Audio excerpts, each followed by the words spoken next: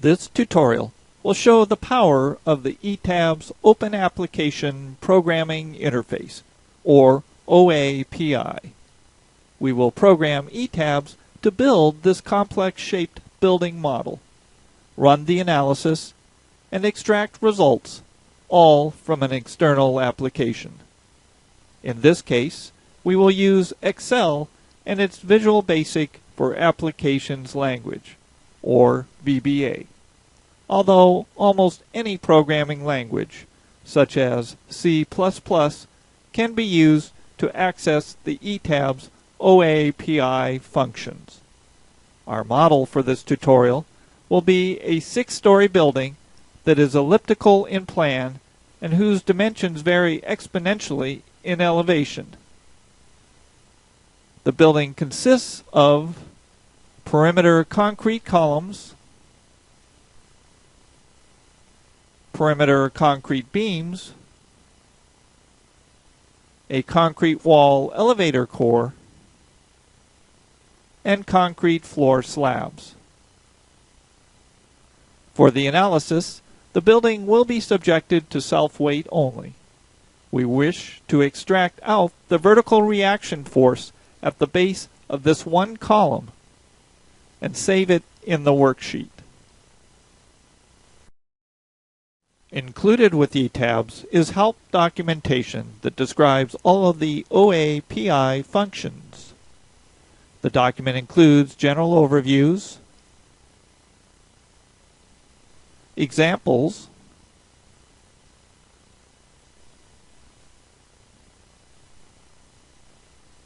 and the ETABS namespace, which lists the OAPI functions.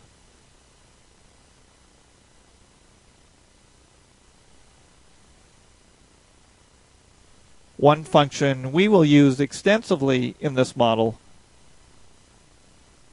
is the add by coordinate method for the frame object. For each function, detailed information on the syntax and the parameters is provided, along with sample coding.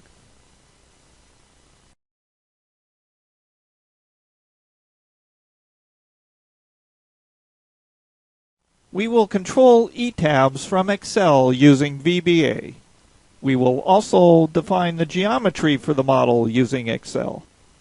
We start with a spreadsheet that has the X and Y coordinates of the column locations at the base of the building. If we go to the Insert Chart command,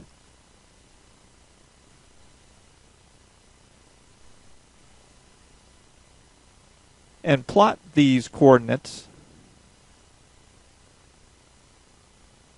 we can see that the layout of the columns is elliptical. The building is 100 feet by 80 feet.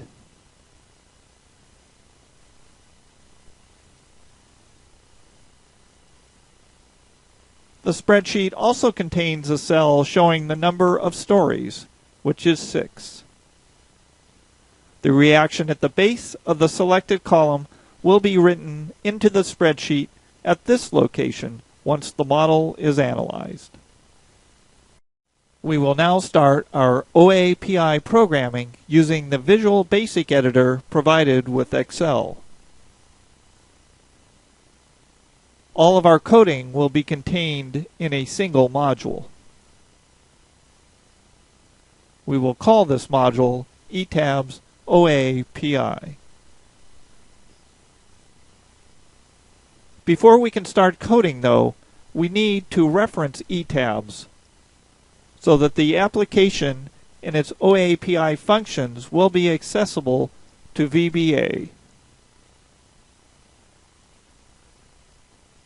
We will need to reference the TLB file for ETABS. Make sure that you read and understand items 2 and 3 as well to ensure that your coding will run.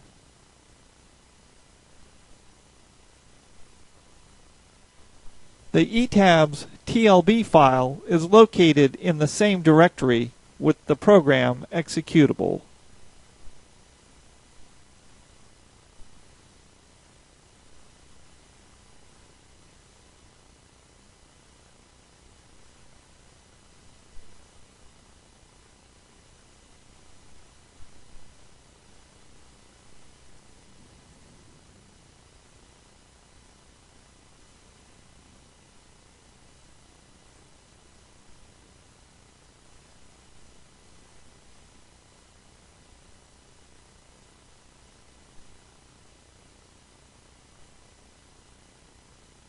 Now we can start adding our code. First, we add in all of the code that occurs prior to our first procedure, or code that has a module level scope. Here we declare our ETABS variable as an object type using the application and class type, as well as getting a reference to CSAP model. We also declare any variables that will be used across multiple procedures. Next, we add in the code for our first sub-procedure called ETABS open. This procedure opens the ETABS program using OAPI functions. Here we create an instance of the ETABS object, start the application, initialize a new model, read in the number of stories from our spreadsheet, and create a grid using the file newGridOnly function. Lastly, in the subroutine, we save the model. Our second procedure is called ETABS build, which will build the model. We start by creating a coordinates object for our input geometry. The rows count command is an Excel command that returns the number of XY coordinate pairs. We then generate X coordinate and Y coordinate arrays based on the values in the spreadsheet. Next, we generate the building columns. This consists of a loop that generates columns at each story level using the frame object addByCoordinate function. However, these columns are not vertical, but have a slope that is produced by exponentially adjusting the endpoints. Following the columns, we have a loop that adds perimeter beams at each level, again using the frame object addByCoordinate function.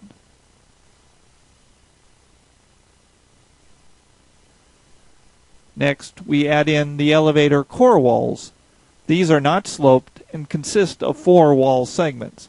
These walls are created using the area object addByCoordinate function.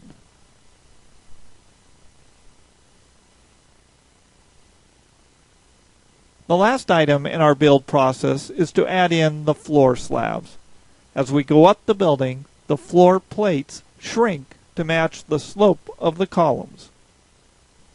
Again, the area object addByCoordinate function is used. The third procedure we will define will be for running ETABS. We are not doing a dynamic analysis at this time, so we will shut off the modal load case, and then we'll run the analysis. Once the analysis has been run, we select the load case for which we want output, which for this example is the dead case. With the load case selected, we extract the joint reactions for our selected column using the results joint react function. The last step in this procedure is to write the vertical reaction for the joint back into the Excel worksheet. The only reaction we are concerned with is the vertical, or F3. The last procedure closes ETABS. This is done using the application exit function. We will not resave the file. The last step is to set the objects equal to nothing. This is important to break the connection between your application, in our case Excel, and ETABS. Scrolling up, we see that we have a total of 4 procedures.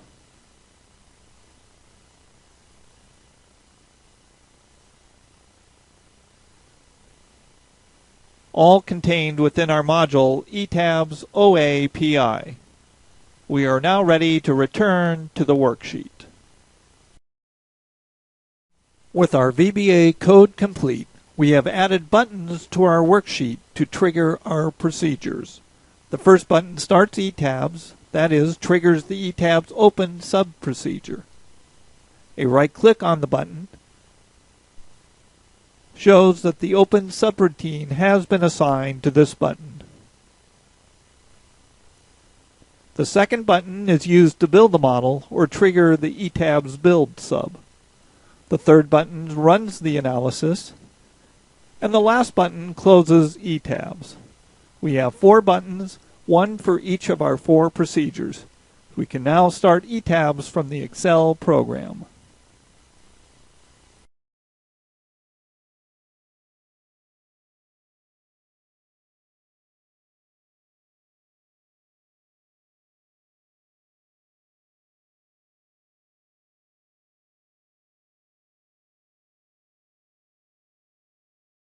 With ETABS now running and the file named and saved, we will switch our left view to a 3D view.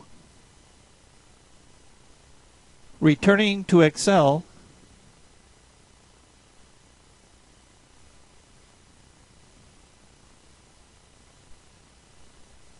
we now click the Build Model button. First, the column objects are created around the perimeter, and then the beams are added, followed by the core walls, and finally the floor slabs are added. We are now ready to run the analysis. Before we do, note that the cell located under the reaction heading is blank. This cell will be populated after the analysis. Clicking the Analysis button,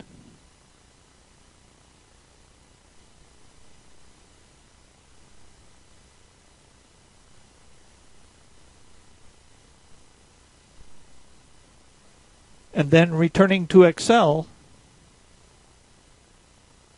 shows that the vertical reaction for our selected column is now displayed on the worksheet.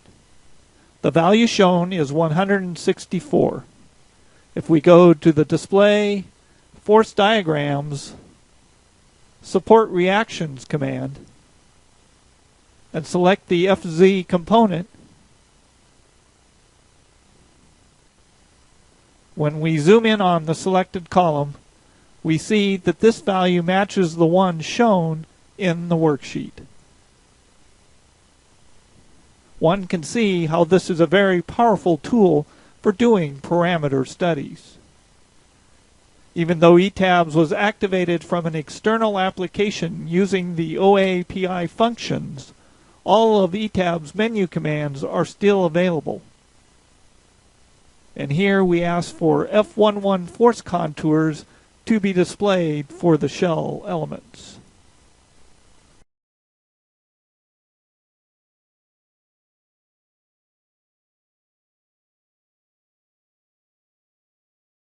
With the analysis complete and the desired results extracted back into Excel, the last step is to close the ETABS program.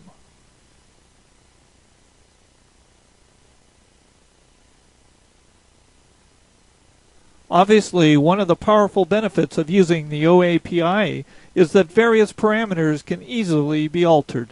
In this case, let's assume that the owner has decided that rather than a 6-story building, they want a building that is 14 stories. With the way that our coding was developed, simply changing the stories variable to 14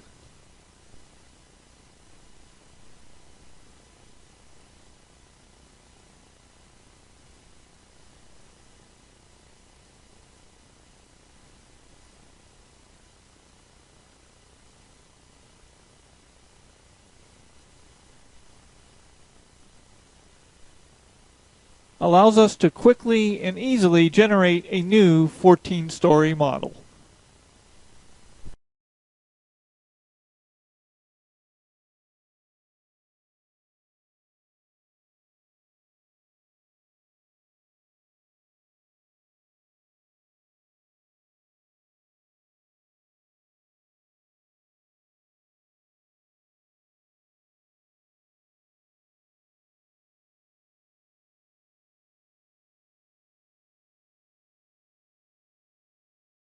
In summary, ETABS OAPI functions provide a convenient way to link ETABS' powerful modeling, analysis, and design capabilities to other applications.